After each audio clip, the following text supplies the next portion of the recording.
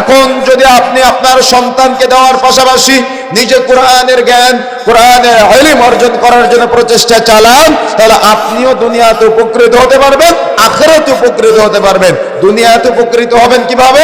আপনি যে নামাজ পড়বেন বা সালাত আদায় করবেন, আপনি নামাজের মধ্যে কি পড়বেন সেটা আপনি জেনে বুঝে পড়তে পারবেন। যেমন ইমাম সাহেব যখন বা আপনি যখন নামাজের মধ্যে বলেন আলহামদুলিল্লাহি রাব্বিল আলামিন, পড়েন কিনা? পড়েন নামাজের মধ্যে।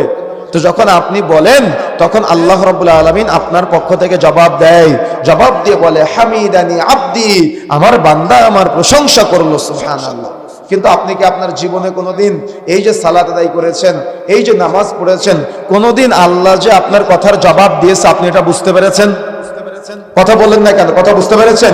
আল্লাহ যে আপনার কথার জবাব দিয়েছে আপনি কি এটা বুঝতে পেরেছেন?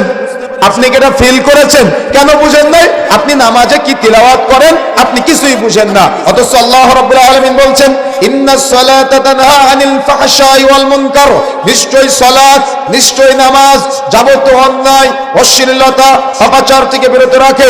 কিন্তু দুঃখজনক হলো সত্য যে আমরা নামাজের এ টু জেড কিচ্ছু বুঝি না, বিধায় আমাদের মুসল্লিরা মসজিদে সালাত আদায় করে, মসজিদ থেকে বের হয়ে সেলুনে গিয়ে রাসূলের সুন্নাত দাড়িগুলাকে কেটে খান খান করে দেয়। আমাদের মুসল্লিরা সালাত আদায় করে, মসজিদ থেকে বের হয়ে কাপড় টাকানোর নিচে নেমে যায়, মসজিদে সালাত আদায় করে, মসজিদ থেকে বের হয়ে সিগারেট টানতে টানতে চলে যায়। এরা মসজিদে সালাত আদায় করে, মসজিদ থেকে বের হয়ে এরা পানের সাথে জর্দা সেবন করতে করতে চলে যায়।